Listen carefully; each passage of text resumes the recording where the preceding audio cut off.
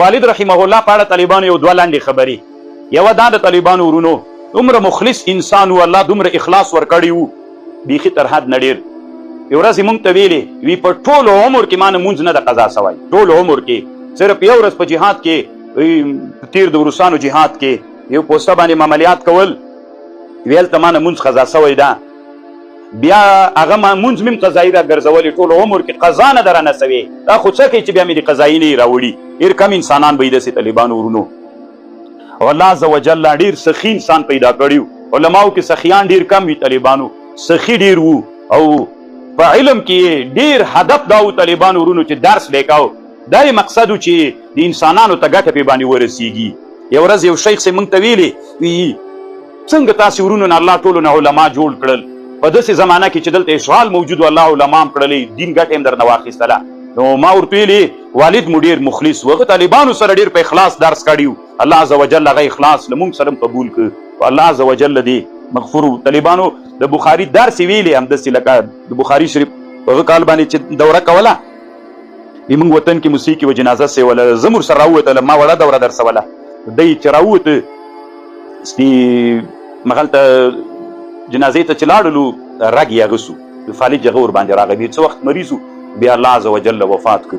الله عز وجل دې د ټولو استادانو او د علماو سره رحم ورباندې وکړي، الله دې جنتونه ورته نصیب کړي. د والد رحمه الله نه ما ته درې شی ثابت دي: سماع، قرائت او اجازه. بیا زه وایم طالبانو چې وبالاجازه التي حصلت لي عن شیخ عبدالستار جان نور الله مرقده، چې دا طالبانو دې موږ د کورنۍ بل یو لوی محدث و، په کم کال باندې چې وفات کېده په مهاجر کې کوم مدرسه کې چې تر 300 طالبان د لویې دورې ورسره و. نو یو له لویو محدثینو نو د افغانستان او د هم طالبانو ماته اجازت حدیثو کړي. اوس مې په یاد د مازدیګر زه تر نه راتلم مېلمات اجازت ویله کوي تا هغه خو تیار سره والد صاحب نغه کړی ټوله یوه خبر دی موږ تاسو یو سند ملنه تبرکان ماته اجازه راک سند یې بیا راکړو طالبانو ورونو. او عبدالسلام شیخ صاحب طالبانو دا یوم د ما د حدیثو استاذ هم د طالبانو د فقه استاذ مې ده او د پلار نه مې اولینی استاد طالبان عبدالسلام شیخ صاحب ده. زه له پلار نه اولینی عبدالسلام شیخ صاحب مدرسې ته بولی یم.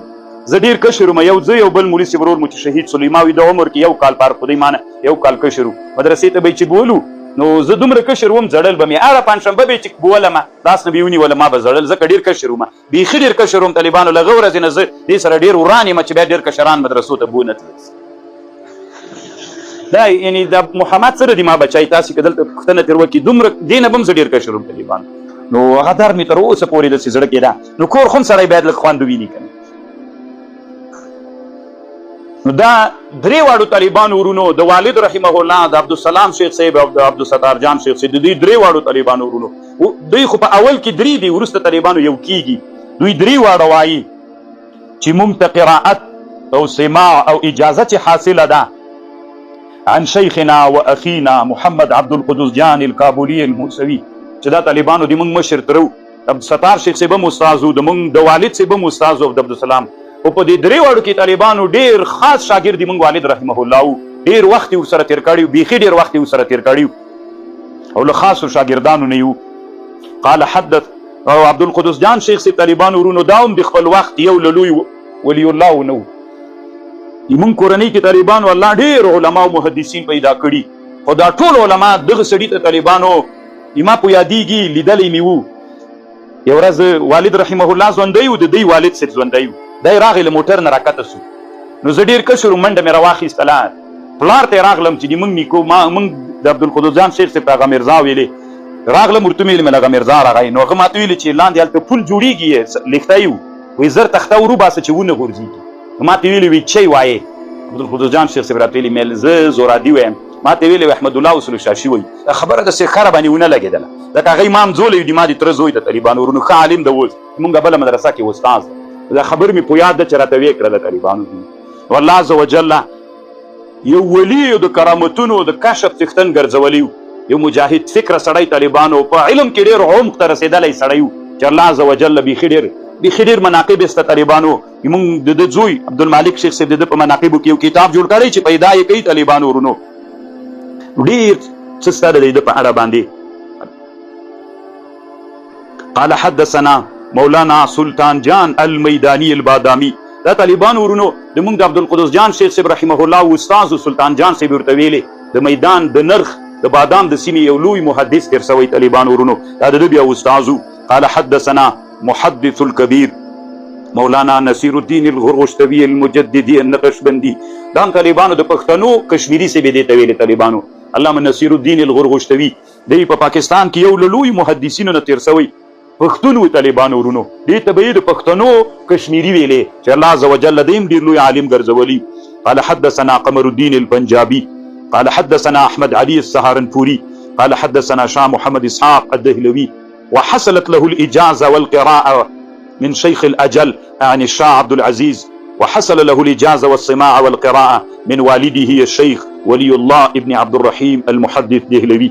دا طالبانو د مثال لري طالب کوله کسي زنجیر په سورت طالبانو ورونو دا د مثال لري تاسو ما خبر باندې غوګونی سي لکه یو چوک وی کنه یو چوک وی طالبانو ورونو لکه دا چوک د طالبانو لدی خانم سرک راغی دی چوک راغی اوس طالبانو ورونو دی چوک باندې ودرېږي ما سند لمانه شروع سو طالبانو شاولي الله سي راغی دا یو سند اوس بل سند شروع کوي طالبانو هغه بل طرف نه راځي ام په چا باندې درېږي بل دریم ذکر کوم طالبانو هغه بل سرک راځي هغه هم دلته په چا باندې درېږي اصل شاولي الله نه طالبانو بیا ټول په یو سرک باندې خبر پوي سولې دا یو طالبانو ورونو زه وایم طالبانو ورونو وحصلت لي الاجازه دلته بیا تانا ماته اجازه حاصله ده طالبانو وحصلت لي الاجازه بدار علوم دیوبند عن شيخ نعمت الله بحر العلوم. دا طالبانو یو سپینګری عالم د دیوبند شیخ اوس وفات شوی ده ماته لیکلی صغرا کړی طالبانو سند نه تنها په حدیثو کې په ټولو علومو مروجو کې ماته اجازه کړی نه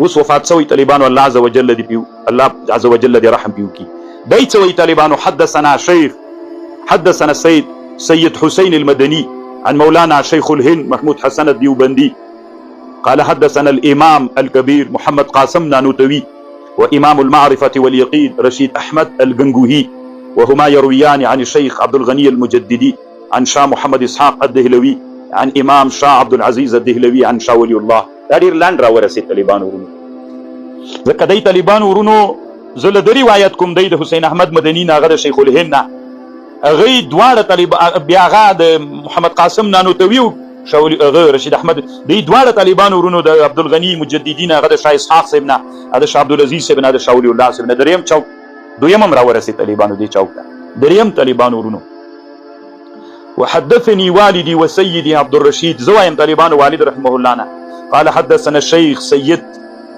قريش المرداني. دا طالبانو موږ د والد رحمه الله استاد تیر سوی سید قریش بابای ورته ویلي مسلم استاد تیر سوی.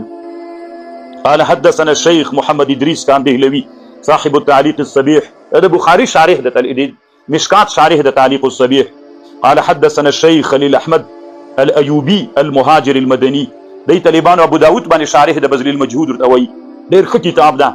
عن شيخ مظهر العلوم مولانا محمد مظهر نانوتوي عن شيخ محمد إسحاق الدهلوي ويروي الشيخ محمد إدريس أيضا عن إمام العصر محدث الهند الأكبر الشيخ الشاه محمد أنور الكشميري وعن عالم الرباني شيخ الإسلام شبير أحمد العثماني وهما يرويان عن شيخ محمود حسن الديوبندي عن شيخ محمد قاسم نانوتوي عن شيخ عبد الغني عن محمد إسحاق الدهلوي عن شيخ شاه عبد العزيز عن شيخ ولي الله.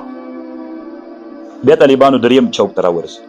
اوس دلته تاسې یو دوه خبرې واورئ طالبانو موږ تاسې په دې سند کې بعضې ډېر لوی علما دي زه نه غواړم چې ډېر اوږد پې باندې وغږېږم طالبانو یو څو لنډې خبرې کوم پې باندې. موږ په دې حدیثو سند کې طالبانو یو سړی ده علامه شیخ الهند نومیږي چې موږ تاسې بیا په بخاري کې له ده نه ډېر اقوال هم نقل کوو علامه شیخ الهند محمود حسن الدیوبندي. دی طالبانو ورونو د محمد قاسم نانوتوي رحمه الله هغه شاګرد او د علامه رشید احمد غنگوهی رحمه الله دی دواړو د رشید احمد غنگوهی او د محمد قاسم نانوتوي د دې دواړو دی شاګرد تیر سوی ده شیخ الهند. دی چې کله طالبانو ورونو هغه سوی ده څه ورته وایي شیخ الهند چې کله فارغ سوی ده بیا په دیوبند کې دی استاد پاتې سوی ده د دیوبند په مدرسه کې استاد پاتې سوی. بیا دغه وخت طالبانو دلته انګلیسي استعمار واکمنو انګلیسي استعمار له هند نه رانیولې تر افغانستانه پورې داسې کلچه وهلې و تاو سوی